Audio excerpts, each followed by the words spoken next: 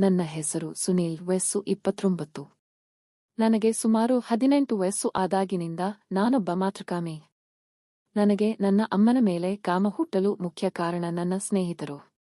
ನನ್ನ ಸ್ನೇಹಿತರು ಅಮ್ಮನನ್ನು ಪೋಲಿಯಾಗಿ ಹೊಗಳಿದಾಗಲೆಲ್ಲ ನಾನು ಮನದಲ್ಲೇ ಆನಂದಿಸುತ್ತಿದ್ದೆ. 10 ವರ್ಷಗಳ ಕಾಲ ನಾನು ಹುಟ್ಟಿದ ಜಾಗಕ್ಕೆ ಮರಳಿ ಹೋಗಲು ನನ್ನ ಮನ ತುಡಿಯುತ್ತಿತ್ತು. ಒಂದಲ್ಲ ಒಂದು ದಿನ ಅದು ಸಾಧ್ಯವಾಗುತ್ತದೆಂದು ನಾನು ಎಣಿಸಿರಲಿಲ್ಲ. ಅದು ಆದದ್ದು ಹೀಗೆಯೋ. ನನ್ನ ಅಮ್ಮನ ಬಗ್ಗೆ ಹೇಳಲೇ ಇಲ್ಲ ಅಲ್ಲವೇ? ಹೆಸರು ವಿಜಯಲಕ್ಷ್ಮಿ, ಎಲ್ಲರೂ ವಿಜಯ ಎಂದೇ ಕರೆಯುತ್ತಾರೆ. ವಯಸ್ಸು 48, ಕಂದು ಬಣ್ಣ, ಸುಂದರ ಮುಖ. ಹೋಲಿಕೆಗೆ ಹೇಳುವುದಾದರೆ ಹಳೆಯ ಕನ್ನಡ ಚಿತ್ರತಾರೆ ಸರಿತಾ ತರಹ ಇದ್ದಾಳೆ. ಸ್ವಲ್ಪ ದಪ್ಪ ದೇಹ. 36 ವ್ಯವಕಲನ, 34-40 ಎನ್ನಬಹುದು. ಬಹುಶಃ ನನ್ನಪ್ಪನಿಗೆ ಬೆಡ್ನ ಅವಶ್ಯಕತೆಯೇ ಇರಲಿಲ್ಲವೇನೋ. ಆದರೆ ಅಪ್ಪ ಈ ಹಾಸಿಗೆಯನ್ನು ಬಳಸುತ್ತಿಲ್ಲ ಎಂದು ನನಗೆ ಒಂದು ದಿನ ತಿಳಿದು ಬಂತು. ಆ ದಿನ ಆಫೀಸಿನಿಂದ ಬೇಗ ಬಂದೆ. ಮನೆಯ ಹೊರಗೆ ನನ್ನಮ್ಮನ ಅಕ್ಕನ ಮಗ ಶೇಖರ್ನ ಚಪ್ಪಲಿಗಳಿದ್ದವು. ಒಂದೇ ಊರಿನಲ್ಲದ್ದರಿಂದ ಪದೇ ಪದೇ ಮನೆಗೆ ಬರುತ್ತಿದ್ದ ಶೇಖರ್. ಆತನಿಗೂ 32, ಸುಮಾರು ನನ್ನ ವಯಸ್ಸೇ. ಅಮ್ಮನ ಜೊತೆಗಿನ ಅವನ ನಡವಳಿಕೆಗಳು ನನಗೆ ಇಡಿಸುತ್ತಿರಲಿಲ್ಲ. ಮನದ ಮೂಲೆಯಲ್ಲೊಂದು ಸಂಶಯ ಇದ್ದೇ ಇತ್ತು. ಹಿಂದೆ ಕಿಟಕಿಯ ಬಳಿ ಹೋದಾಗ ವಿಷಯ ಸ್ಪಷ್ಟವಾಯಿತು. ಶೇಖರ್ ತನ್ನ ಚಿಕ್ಕಮ್ಮನ ಜೊತೆ ಕೇದಾಡುತ್ತಿದ್ದ. ನನ್ನಮ್ಮ ನಾಚಿಕೆಯೇ ಇಲ್ಲದೆ ತನ್ನ ಮಗನಾಗ ಬೇಕಾದವನಿಂದ ಜಡಿಸಿಕೊಳ್ಳುತ್ತಾ ಜೀಕುತ್ತಿದ್ದಳು. ಅದನ್ನು ನೋಡಲಾರದೆ ಮನೆಯಿಂದ ಹೊರಬಿದ್ದೆ. ಮೊದಲಿಗೆ ಅಮ್ಮನ ಮೇಲೆ ಕೋಪ ಬಂತು. ಆದರೆ ಸಂಜೆ ನಿಧಾನವಾಗಿ ಯೋಚಿಸಿ ಇದನ್ನು ನನ್ನ ಮನದ ಕಾಮನೆಯ ಪೂರೈಕೆಗೆ ಸಾಧನವಾಗಿ ಬಳಸಲು ನಿರ್ಧರಿಸಿದೆ. ಆದರೆ ತಕ್ಷಣ ಸಮಯ ಕೂಡಿ ಬರಲಿಲ್ಲ. 4 ದಿನ ಕಾದ ಮೇಲೆ ಆ ದಿನ ಬಂತು. ಅಪ್ಪ ಕೆಲಸದ ಮೇಲೆ 3 ದಿನ ಬೇರೆ ಊರಿಗೆ ಹೋದರು. ಅಂದು ನನ್ನಮ್ಮನನ್ನು ದೆಂಗಲು ನಿರ್ಧರಿಸಿದೆ. ಆಫೀಸಿನಿಂದ ಮಧ್ಯಾಹ್ನವೇ ವಾಪಸ್ಸು ಬಂದೆ. ಅಮ್ಮ ಏಕೆ ಎಂದು ಕೇಳಿದಾಗ ರಜೆ ಎಂದೆ. ಸುಮ್ಮನೆ ಊಟ ಮಾಡುವಾಗಲೇ ಅಮ್ಮನಿಗೆ ತಳಮಳ. ಶೇಖರ್ನಿಂದ ಇಂದು ದೆಂಗಿಸಿಕೊಳ್ಳಲು ಸಾಧ್ಯವಿಲ್ಲವಲ್ಲ ಎಂದು.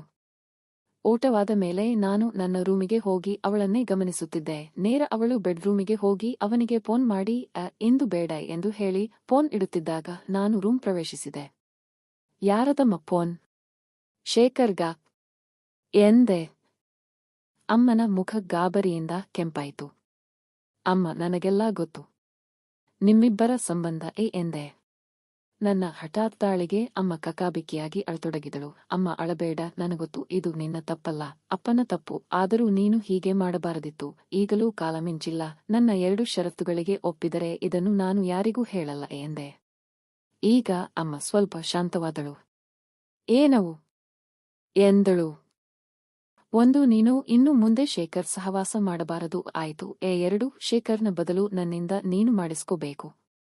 ನನ್ನ ಈ ಮಾತಿಗೆ ಅಮ್ಮ ಬೆಕ್ಕಸಬೆರಗಾದಳು. ಏನು ಹೇಳ್ತಾ ಇದ್ದೀಯೋ ನೀನು? ನನ್ನ ಮಗ ಎಂದಳು. ಆಯಿತು, ಶೇಖರ್ ನಿನಗೇನಾಗಬೇಕು? ಅದು ಮಗ. ನಾನು ಮಗನೇ ತಾನೆ. ಅಮ್ಮ, ನಿನ್ನ ಮಗ ಎನ್ನುವುದಕ್ಕಿಂತ ಹೆಚ್ಚಾಗಿ ನಾನು ಒಬ್ಬ ಗಂಡನು. ಅಲ್ಲದೆ ನಮ್ಮಿಬ್ಬರ ಸಂಬಂಧವನ್ನು ಯಾರೂ ಅನುಮಾನಿಸುವುದಿಲ್ಲ ಎನ್ನುತ್ತಾ ಅಮ್ಮನ ಹತ್ತಿರ ಹೋಗ ಅವಳ ಕೈ ಹಿಡಿದುಕೊಂಡೆ. ಆದರೂ ಇದು ಪಾಪ ಕಣೋ? ಇಲ್ಲ ಅಮ್ಮ, ಜಗತ್ತಿನಲ್ಲಿ ಎಲ್ಲವೂ ಪಾಪವೇ. ಅಮ್ಮ, ನಿನಗೊತ್ತಾ, ಬಹಳ ವರ್ಷಗಳಿಂದ ನಾನು ನಿನ್ನನ್ನು ಪ್ರೀತಿಸುತ್ತಿದ್ದೇನೆ. ಇನ್ನು ನನ್ನ ಜನ್ಮವಿರುವವರೆಗೂ ನಾನು ನಿನಗೆ ಕಾಮಸುಖಕ್ಕೆ ಕೊರತೆ ಬರದ ಹಾಗೆ ನೋಡಿಕೊಳ್ಳುತ್ತೇನೆ. ನೋಡಮ್ಮ, ಈಗ ನಿನಗೆ ನಾನು ಇಷ್ಟವಿದ್ದರೆ ನೀನೇ ಬಂದು ನೀನು ಸೃಷ್ಟಿ ಮಾಡಿದ ಈ ಅಂಗವನ್ನು ಹಿಡಿದುಕೋ ಎಂದು ನನ್ನ ಬರ್ಮುಡಾ ಚಡ್ಡಿಯೊಳಗಿಂದ ಮಲೆತು ನಿಂತಿದ್ದ ನನ್ನ ಸಾಮಾನನ್ನು ಈಚೆ ತೆಗೆದೆ. ನಿಗುರಿ ನೆಟ್ಟಗೆ ನಿಂತು ತನ್ನನ್ನೇ ನೋಡುತ್ತಿದ್ದ, ತನ್ನ ದೇಹದ ಒಂದು ಭಾಗವೇ ಆಗಿದ್ದ ನನ್ನ ಕಪ್ಪು ತುಣ್ಣೆಯನ್ನು ಅಮ್ಮ ದಿಟ್ಟಿಸಿ ನೋಡತೊಡಗಿದಳು. 1 ನಿಮಿಷ ರೂಮಿನಲ್ಲಿ ಅಸಹನ ಮೌನವಾವರಿಸಿತು. ನಂತರ ಅಮ್ಮ ನಿಧಾನವಾಗಿ ನನ್ನೆಡೆಗೆ ಬಂದು, ಸುನಿ, ಇದು ತಪ್ಪೋ ಸರಿಯೋ ಪಾಪವೋ ನನಗೆ ಗೊತ್ತಿಲ್ಲ. ಆದರೆ ನಿನ್ನ ಪ್ರೀತಿ ನನ್ನನ್ನು ಮೂಕವಾಗಿಸಿದೆ. ಮಗನೇ, ಇನ್ನು ಮೇಲೆ ಈ ನಿನ್ನ ಅಮ್ಮ ನಿನ್ನ ದಾಸಿ. ಆದರೆ ನಮ್ಮ ಸಂಬಂಧ ಯಾರಿಗೂ ಗೊತ್ತಾಗಬಾರದು ಎಂದವಳೇ ತನ್ನ ಕೈಗಳಿಂದ ನನ್ನ ತುಣ್ಣೆಯನ್ನು ಹಿಡಿದುಕೊಂಡಳು. ಒಂದು ಕ್ಷಣ ನನಗೆ ಇದು ಕನಸೋ ನನಸೋ ಗೊತ್ತಾಗಲಿಲ್ಲ. ಸುಮ್ಮನೆ ನಿಂತುಬಿಟ್ಟೆ. ಅಮ್ಮನೇ ಮುಂದುವರಿದು ಮಂಡಿಯೂರಿ ಕುಳಿತು ತುಣ್ಣೆಯನ್ನು ಬಾಯಿಗೆ ಹಾಕಿಕೊಂಡು ಚೀಪತೊಡಗಿದಳು.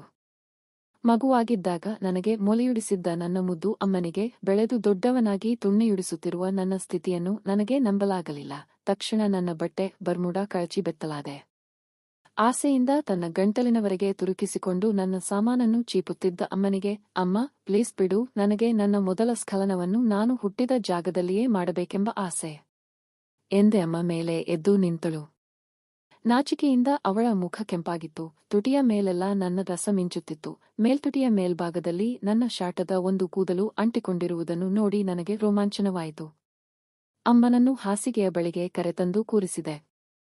ನಂತರ ಅವಳ ಸೀರೆ ರವಿಕೆ ಬಿಚ್ಚಿದೆ. ಕಪ್ಪು ಬಣ್ಣದ ಬ್ರಾದೊಳಗೆ ಕಲಶಗಳು ತೊನೆದಾಡುತ್ತಿದ್ದವು. ಹಾಗೆಯೇ ಅಮ್ಮನ ಲಂಗದಲ್ಲಾಡಿ ಎಳೆದೆ. ಆಗ ನೆನಪಿಗೆ ಬಂತು, ಯಾರಾದರೂ ದ್ರೋಹ ಬಗೆದರೆ ಹೆತ್ತ ತಾಯಿ ಲಂಗದಲ್ಲಾಡಿ ಕಳಚೋ ಬಡ್ಡಿಮಗ ಎಂಬ ಜನನುಡಿ. ಅಮ್ಮ ಐ ಲವ್ ಯು ಎನ್ನುತ್ತಾ ಬ್ರಾ ಬಿಚ್ಚಿ ಈಚೆ ನೆಗೆದು ಬಂದ 2 ದಪ್ಪ ಮೂಲೆಗಳಲ್ಲಿ ಒಂದನ್ನು ಮರ್ದಿಸುತ್ತಾ ಮತ್ತೊಂದನ್ನು ಚೀಪತೊಡಗಿದೆ. ಅಮ್ಮನ ದೇಹ ಸೆಕೆಗೆ ಬೆವತಿತ್ತು. ಬೆವರಿನ ವಾಸನೆ ಮತ್ತೆರಿಸುತ್ತಿತ್ತು. ಅವಳ ಕೂದಲು ಭರಿತ ಕಂಕುಳಿಗೆ ಮೂಗು ತೂರಿಸಿ ಆ ಸುಗಂಧವಾಸನೆಯನ್ನು ಚಪ್ಪರಿಸಿದೆ. ನಿಧಾನವಾಗಿ ಅಮ್ಮನ ಮೈಯನ್ನೆಲ್ಲಾ ನೆಕ್ಕುತ್ತಾ ಅವಳ ಹೊಕ್ಕಳಿನತ್ತ ಬಂದೆ. ನನ್ನನ್ನು ಹೆತ್ತ ಸಾಕ್ಷಿಗೆಂಬಂತೆ ಅವಳ ಹೊಟ್ಟೆಯ 2 ಬದಿಗಳಲ್ಲಿಯೂ ಬಿಳಿಗೆರೆಗಳು ಕೆಳಸರಿದು ಅಮ್ಮನ ತೊಡೆಗಳ ಮೇಲೆ ಹಲ್ಲಿನಿಂದ ಮೆಲ್ಲಗೆ ಕಚ್ಚುತ್ತಾ ಹಚ್ಚೆ ಹಾಕತೊಡಗಿದೆ. ಅಮ್ಮ ಹಾಕಿದ್ದ ಹಸಿರು ಕಾಚಾದ ಮೇಲಿಂದಲೇ ಅವಳ ತುಲ್ಲನ್ನು ಕಚ್ಚಿದೆ. ಅಮ್ಮ, ಕಾಚಾ ಬಿಚ್ಚಲೇ? ಆ, ನಿನಗೇನ್ ಬೇಕು ಅದು ಮಾಡು ಸುನಿ ಎನ್ನುತ್ತಾ ಅಮ್ಮ ನನ್ನ ತಲೆಕೂದಲನ್ನು ಹಿಡಿದು ಅಮುಕತೊಡಗಿದಳು. ಕಾಚಾ ಕೆಳಗಿಳಿಸಿದ ತಕ್ಷಣ ನನಗೆ ಕಂಡದ್ದು ವಿಸ್ತಾರವಾದ ಶಾಟದ ಕೂದಲಿನ ಕಾಡು. ಓಹ್, ಬಹುಶಃ ಈ ರಂಡೆ ಈ ಜನ್ಮದಲ್ಲಿಯೇ ಶೇವ್ ಮಾಡಿಲ್ಲವೇನೋ ಎಂದುಕೊಂಡು ಅದರ ಮಧ್ಯದಲ್ಲಿದ್ದ ನನ್ನ ಜನ್ಮಸ್ಥಳದ ಅನ್ವೇಷಣೆಗೆ ತೊಡಗಿದೆ. ಕೆಂಪು ಸೀಲಿನ ಆ ತೊಡೆಯ ನಡುವಿನ ಬಿರುಕು ಕಾಣುತ್ತಲೇ ಬಾಯಿ ಹಾಕಿದೆ. ನಾಲಿಗೆಯನ್ನು ಒಳಸೇರಿಸಿ ನಾನು ಆಡುತ್ತಿದ್ದ ಆಟಕ್ಕೆ ಅಮ್ಮ ನನಗೆ ಅನುಕೂಲ ಮಾಡಿಕೊಡಲು ಇನ್ನಷ್ಟು ತೊಡೆಗಳನ್ನು ಅಗಲಿಸುತ್ತಾ, ಅಯ್ಯೋ ಅಮ್ಮ, ಬೇಗ ಮಾಡೋ ಎನ್ನತೊಡಗಿದಳು. ಅಮ್ಮನ ಉದ್ರೇಕ ನೋಡಿ ಸ್ವಲ್ಪ ತುಂಟಾಟ ಆಡುವ ಮನಸ್ಸಾಯಿತು. ಅಮ್ಮ, ಏನ್ಮಾಡಲಿ ಹೇಳಮ್ಮ? ಆಹಾ, ನನ್ನ ಬಾಯಲ್ಲೇ ಕೇಳಬೇಕೆ? ಹೌದಮ್ಮ, ಪ್ಲೀಸ್ ಹೇಳಮ್ಮ, ಏನ್ಮಾಡಲಿ? ಓ ಮಗನೇ, ನನ್ನನ್ನು ಕೇಯೋ, ನಾ ನಿನ್ನ ದಾಸಿ, ಕೇಯೋ ಮಗನೇ ಬೇಗ ಎನ್ನುತ್ತಾ ನರಳತೊಡಗಿದಳು. ಅಮ್ಮನ ಬಾಯಿಂದ ಪೋಲಿ ಮಾತುಗಳನ್ನು ಕೇಳುತ್ತಲೇ ಮೊದಲೇ ಉದ್ರೇಕದಲ್ಲಿದ್ದ ನನ್ನ ಕಪ್ಪು ತಮ್ಮ ಎದ್ದು ಕುಣಿಯತೊಡಗಿದ. ತಡೆಯಲಾಗದೆ ಮೇಲೆ ಬಂದು ಒಮ್ಮೆ ನನ್ನ ಶಿಶ್ನದ ಬುಗುಡಿಯನ್ನು ಅಮ್ಮನ ತುಲ್ಲಿನ ಮೇಲೆ ಒರೆಸಿ ಒದ್ದೆ ಮಾಡಿಕೊಂಡು ಪ್ರವೇಶಿಸಲಾರಂಭಿಸಿದೆ. ಕಡೆಗೂ ನನ್ನ ಜೀವನದ ಆಸೆ ನನಸಾಗಿತ್ತು. ಆ ಮತ್ತಿನಲ್ಲಿ ಗುಮ್ಮತೊಡಗಿದೆ. ವಿಜಯ, ಲೌಡಿ ಮಗಳೇ, ಇನ್ನು ನೀನು ನನ್ನ ದಾಸಿ. ಈ ತುಲ್ಲು ನನಗೆ ಮಾತ್ರ, ಹೊರಗೆ ಮಾತ್ರ ನೀನು. ಅಮ್ಮ, ಒಳಗೆ ನನ್ನ ತುಣ್ಣೆ ಸೇವಕಿ ಎಂದೆ ಉದ್ರೇಕದಿಂದ. ನನ್ನ ಹೊಡೆತಗಳಿಗೆ ಸರಿಯಾದ ರಿದನ್ನಲ್ಲಿ ಎತ್ತಿ ಕೊಡುತ್ತಿದ್ದ ಅಮ್ಮ ಮುಲುಗುತ್ತಾ, ಆಯಿತು ನನ್ನ ರಾಜ, ಇನ್ನು ಬೇಗ ಹೊಡಿ, ಕುಟ್ಟು ಆ ದೇವರೇ ಎನ್ನತೊಡಗಿದಳು. ಇನ್ನು ಹೆಚ್ಚು ತಡೆಯಲು ನನ್ನಿಂದಲೂ ಸಾಧ್ಯವಿರಲಿಲ್ಲ. ಅಮ್ಮ ಅಮ್ಮ ಎನ್ನುತ್ತಾ ಉದ್ರೇಕದಿಂದ ಮುಲುಗಾಡುತ್ತಿದ್ದ ಅವಳ ತುಟಿಗಳನ್ನು ಕಚ್ಚುತ್ತಾ ಸ್ಖಲಿಸಿ ನೀರಾದೆ. ಮುಂದುವರೆಯುತ್ತದೆ.